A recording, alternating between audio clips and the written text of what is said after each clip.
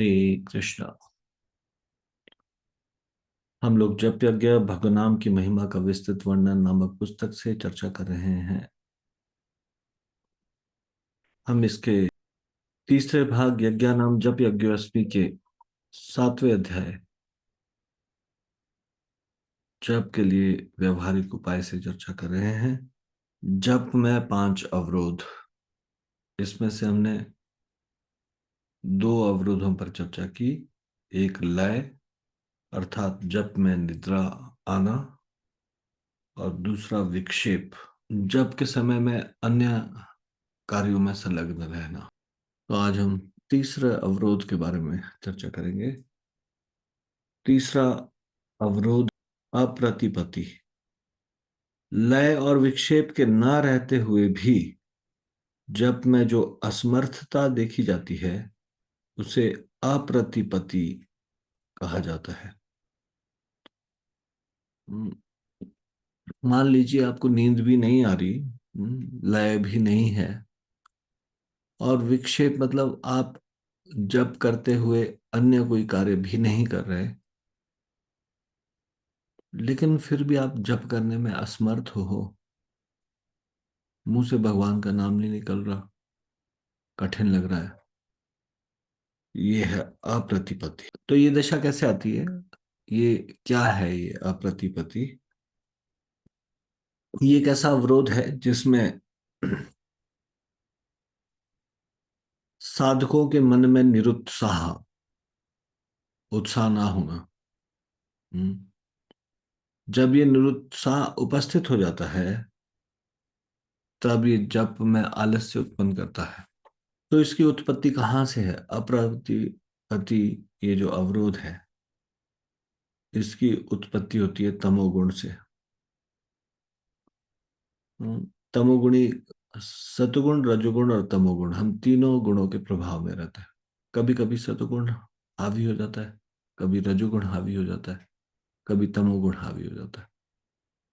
तो जब ये तमोगुण हावी हो जाता है तो उससे अम, उत्साह की कमी हो जाती है और उससे आलस्य उत्पन्न होता है।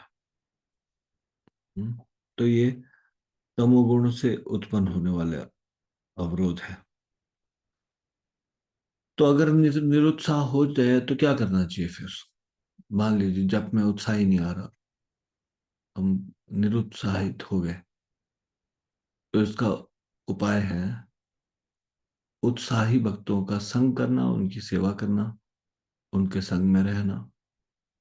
हम्म, जिनका जप करने में उत्साह है, जिनका भक्ति करने में उत्साह है, ऐसे उत्साही भक्तों के संग में का संग करने से ये बहुत शीघ्र ये अप्रतिपति नामक अवरोध दूर हो जाएगा। मान लीजिए हम किसी अन्य स्थान पे हैं, भक्तों के संग से दूर, तो भी उत्साही भक्तों का संग कर सकते हैं। जूम पे, फोन पे, उनसे इंस्ट्रक्शन लेके, उनसे भक्ति के विषय में बात करके, अपनी इस समस्या को डिस्कस करके, और भक्ति में कुछ नवीनता लाने के लिए कुछ नया कार्य कर सकते हैं। उन अपने शिक्षा गुरु से बात कर सकते हैं, मेंटर से बात कर सकते हैं, या किसी वरिष्ठ भक्तों से इस प्रकार से बात करके उत्साही हो सकता है। उनके कार्यकलाप देख के, उनसे मुख्यतः उनसे निर्देश प्राप्त करके, और ऐसे हमारे इक्वल्स या जो भक्ति में नए हैं उनके साथ भी जो उत्साह के साथ करते हो उनके साथ, तो ये अप्रतिपत्ति अवरोध को दूर किया जा सकता है। तो जप में श्रद्धा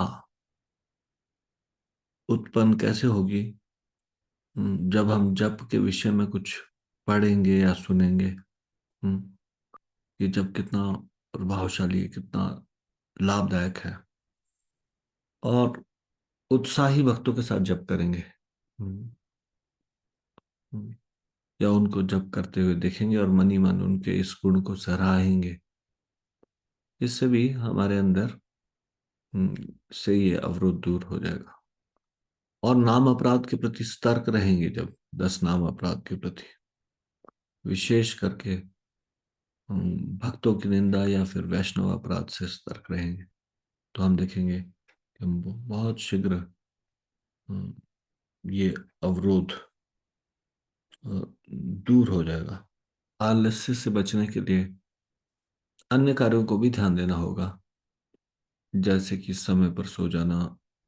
अम, और जब आपके संज्ञान में ये बात आए कि आप बहुत तेज अ, आलस का अनुभव कर रहे हैं, नींद का अनुभव कर रहे हैं, तो उसी समय मन की कोई बात ना सुन के जल के छींटे मारना या फिर उठकर खड़े होकर जप करना,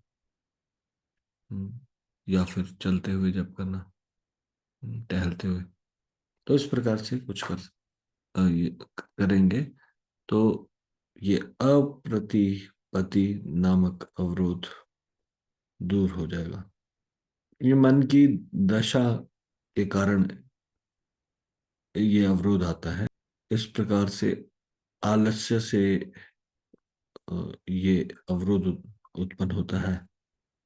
हम्म, तो सतुगुण में रहना, सुबह जल्दी उठना और सतुगुणी कार्य करना, हम्म, ये भी सहायक है अप्रतिपत्ति नामक अवरोध को दूर करने में।